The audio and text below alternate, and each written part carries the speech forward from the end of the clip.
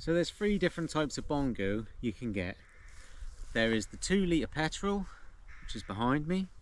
There is the 2.5 diesel, which I have owned. That was my first true love. And then there is the 2.5 petrol. The two that I've owned, the 2 litre petrol and the 2.5 diesel, there is a major difference in driving them. And I was shocked how big a difference there is. Now the 2 litre petrol are for driving around cities. They call them the city runners. And they are great for short little journeys. Now that's not what I use it for. I use long distance travelling, and for that the better one is the 2.5 diesel.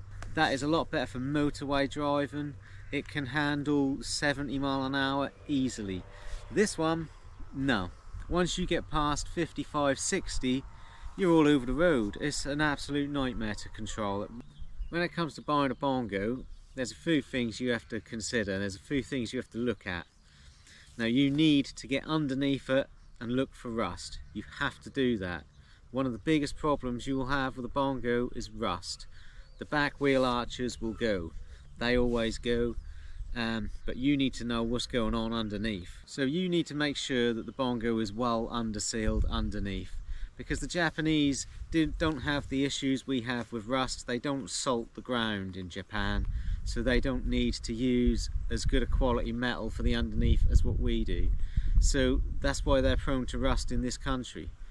So getting parts for the Bongo can be tricky, and that is a problem. Obviously the vehicles are from Japan, so you do have a bit of issues getting the parts. There's a few websites that will help you out. They can get you most things, but because this come from Japan, the parts, they're going to be expensive parts. Even silly little things that you think, oh, I'll just pop to Wilco and get that. No, you won't. One problem that costs many people their Bongos is overheating. Overheating, and then the head gasket goes. So what you do really want to do is fit a coolant alarm. They're fairly simple to fit. Now one great thing about the Bongo is getting under height barriers. You can get under most height barriers. Now you will not be able to get a manual for your Bongo because, yep, they're written in Japanese. Both the Bongos I've owned had air conditioning, although neither of them worked. Now it could have just been a case that they needed to be topped up with gas, but it was going to cost, I think, like 70-80 quid to find out, to have it topped up with gas, and then if it wasn't the problem, that's money down the drain. And you know, this is England I live in. Don't really need air conditioning.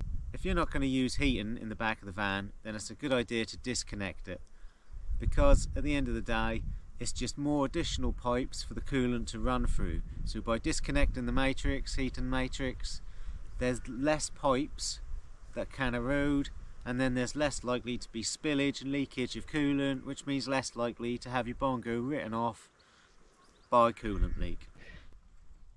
Now your Bongo will generally come in automatic. You can get manuals, but they are a lot rarer. Most of them are automatic. Now they do have 2 gears at the bottom there. I've never really used them.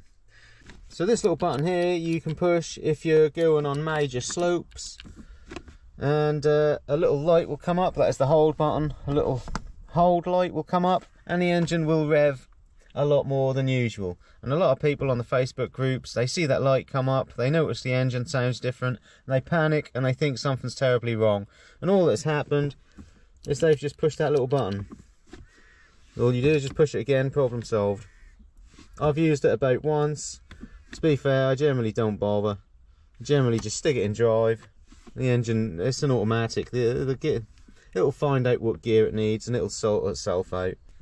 Now all Bongos are in kilometers per hour, and all these dials, kilometers. What happens when these are imported, they haven't just changed all that to miles per hour. All they've done is they've taken this out and then they've put these cards in that say miles per hour and miles. That's all they've done. They haven't altered the dials. This is all still in kilometers. Now you will notice that the speedometer, I've noticed it on both the Bongos I've owned, speedometer is 5 miles under what you're actually doing. And I know this because I compare it to the sat-nav and I compare it to those speed checkers that you pass. And both the sat-nav and the speed checker give me the same speed. This always reads 5 miles out. Now, when you get MOT test papers, they will generally print that it's in miles, just because it's the go-to thing. But you can request that they put that in kilometers when they put your mileage on your sheet, and I have done it, and they do it for you. And it just helps if you know, insurance purposes. Now I have to declare how many miles I do for some reason, you know. So you got your little cupboard here, where you will normally have inside, you will have a jack, just a cheap old jack, nothing too fancy. Little tyre iron. And then to get the wheel out the back, to get your spare wheel out, you have these, which you take round the back. Now, you need to open the back door. Bung that in there until it fits. Yep. You can put that on there, and then you turn it. And then if you turn it, the wheel, you probably can't see it here, but the wheel will come down. The wheel is just there. Always keep a spare bottle of coolant in the van, just in case. And another thing I have to have now is fuel conditioner. Because this Bongo and a lot of other Bongos, unless they were made after a certain time, cannot take E10. You have to use E5. And a lot of the time you can't. I'm on campsites, I'm in the middle of nowhere, you can't get E5. So you can't get E10, sorry. So you have to add some of this. The E10 fuel will erode all the rubber, basically. All the rubber in the fuel pipe, fuel pump, that'll all erode. And then obviously you've got big problems. So E5 for me. If you have a newer one, they say you can use E10, but to be honest, you're best off just using E5. So here on the inside the passenger door, you have your paint code. There's a code there for your paint if you ever need the paint, and the model number. And then here on the inside of the roller door, you have your child lock. Now to get to the engine, you have to have these little clips here, undo that. There's another one inside here. This will then come out. Doing this one-handed is not easy. Then you have a clip here for the seat. A couple more clips there. And then the seat will fold back. Normally a bit further, but I've got the bed out. And there's the engine. You can do the same with the other seat, passenger seat. So, power steering fluid. That is your transmission fluid. Yeah. Thermostat, if you want to replace the thermostat.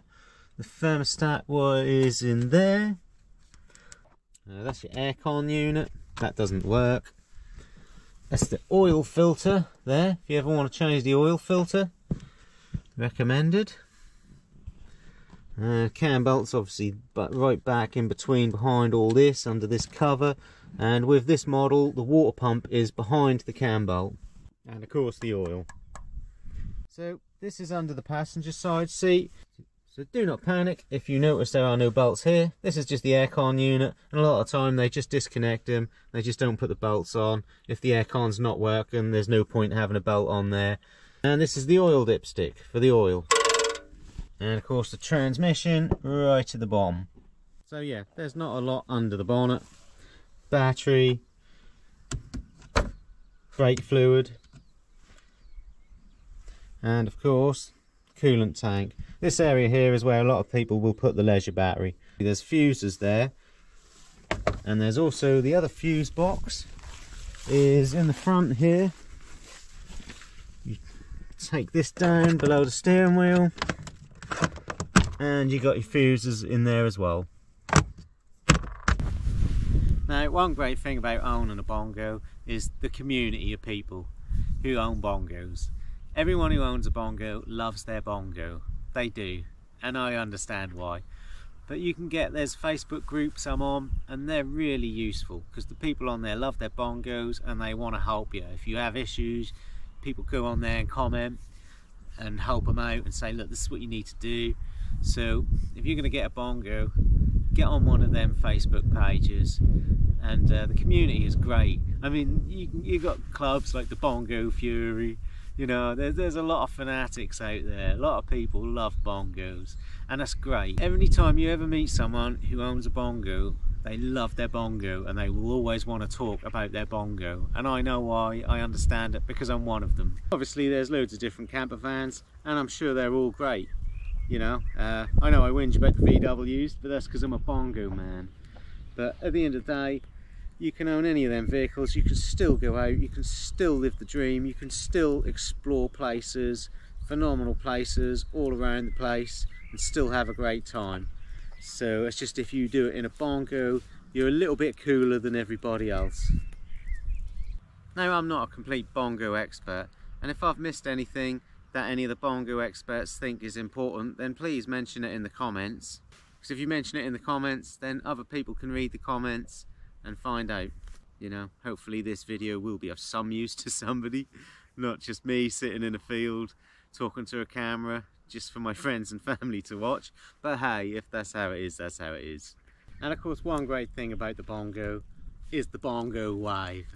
When you see people driving a bongo and they wave frantically with so much excitement that you've met another person who loves bongo travels. Fantastic. A lot of people do the window wipers. I don't do that personally. I just wave frantically, like,